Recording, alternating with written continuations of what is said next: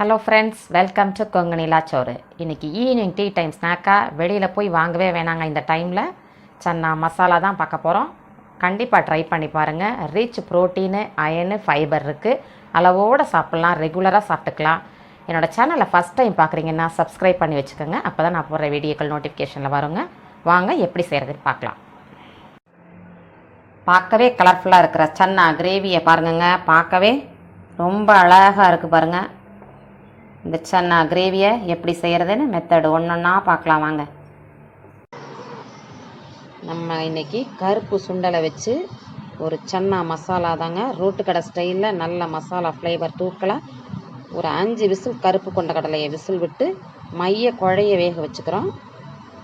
வாங்க எப்படி மசாலா பவுடர் செய்கிறதுக்கு ஒரு சின்ன கிராம்பு 2 போட்டுக்கிறேங்க. கொஞ்சம் இலை, ஒரு சின்ன துண்டு பட்டை. ஃப்ளேவர் கொடுக்குறதே சோம்பு தாங்க. சோம்பு கொஞ்சம் ஜாஸ்தியாக 1 டீஸ்பூன் ஃபுல்லாக போட்டுக்கலாம். ஒரு அரை டீஸ்பூனுங்க. நல்லா ட்ரை ரோஸ்ட் பண்ணிவிட்டு பவுட்ரு பண்ணிக்கலாங்க. நல்லா பொரிஞ்சு வருது பாருங்கள். கருக்கிடாமல் பவுட்ரு பண்ணிக்கலாங்க. பவுட்ரு பண்ணிவிட்டு பார்க்கலாங்க. நல்லா பவுட்ரு பண்ணி வச்சுட்டோங்க. இப்போ நான் பொடி பண்ணுற ஜார்லையே கொஞ்சோண்டு புதினா ஒரு 2 கொத்து போட்டுக்கிறேங்க. 2 ஒரு தக்காளி, ஒரு வெங்காயம், கொஞ்சம் கொத்தமல்லி, இதை மட்டும் போட்டு அரைச்சிக்கலாங்க. நல்லா ஃபைன் பேஸ்ட்டாக அரைச்சிக்கலாங்க. இப்போ இதிலையே ஒரு கையளவு கொண்டக்கடலை அதிலையே போட்டு அரைச்சிக்கலாங்க.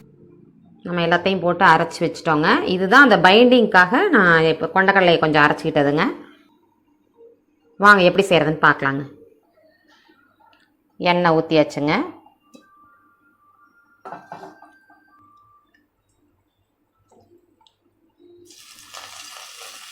கொஞ்சம் கொத்தமல்லி இலை போட்டுக்கிறோங்க. பச்சையாக அரைச்சி வச்சுருக்க பேஸ்ட் எல்லாத்தையும் போட்டுக்கிறோங்க.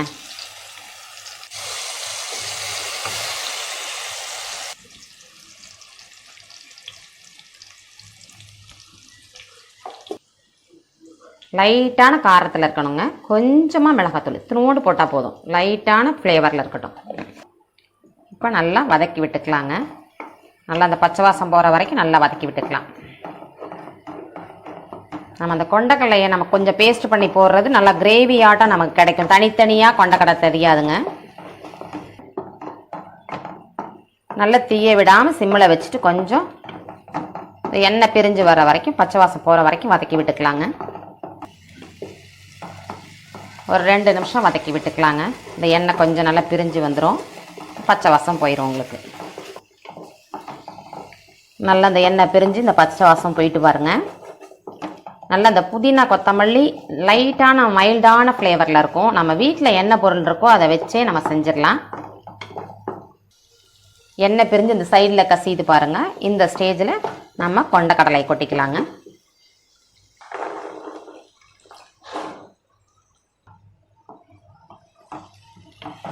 நல்லா கிண்டி விட்டுக்கிட்டோம்னா கொஞ்சம் பைண்டிங்காக இருக்கும் பாருங்கள். அப்படியே உங்களுக்கு கோட்டான மாதிரி இருக்குது பாருங்கள். நம்ம அந்த அரைச்சி போடாமல் இருந்தோம்னா தனித்தனியாக கொண்டக்கடலை தெரியும். இந்த ஸ்டேஜில் தேவையான அளவு உப்பு போட்டுக்கிறோங்க. கரெக்டாக இருக்கான்னு இந்த ஸ்டேஜில் நீங்கள் செக் பண்ண. கடைசி ஸ்டேஜில் நம்ம பொடி பண்ணி வச்சுருக்க மசாலா தூளை போட்டுக்கிறோங்க. வீட்டில் என்ன பொருள் இருக்கோ அதை வச்சே நம்ம ரெடி பண்ணிக்கலாம். முக்கால்வாசி ரெடி ஆயிட்டுங்க. நம்முடைய சன்னா மசாலா ரெடி ஆயிட்டுங்க. ரெடி ஆகிட்டு ப்ரெசன்டேஷன் தாங்க. பார்க்கவே எவ்வளோ கலர்ஃபுல்லாக இருக்குது பாருங்கள். டெக்கரேட் பண்ணுறதெல்லாம் நம்மளோட விருப்பம் தாங்க.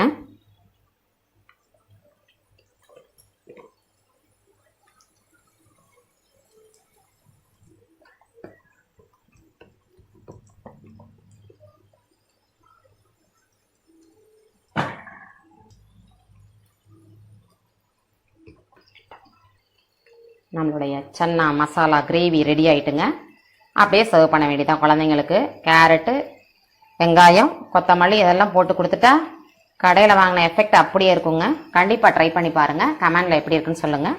என்னோடய வீடியோ பிடிச்சிருந்தா லைக் பண்ணுங்கள், ஷேர் பண்ணுங்கள், கமெண்ட் பண்ணுங்கள், சப்போர்ட் பண்ணுங்கள், சப்ஸ்கிரைப் பண்ணுங்கள். மறக்காமல் பக்கத்தில் இருக்க பெல் ஐக்கானை கிளிக் பண்ணுங்கள். அப்போ தான் நான் போடுற வீடியோக்கள் நோட்டிஃபிகேஷனில் வருங்க. நெக்ஸ்ட் வீடியோவில் பார்க்கலாம்.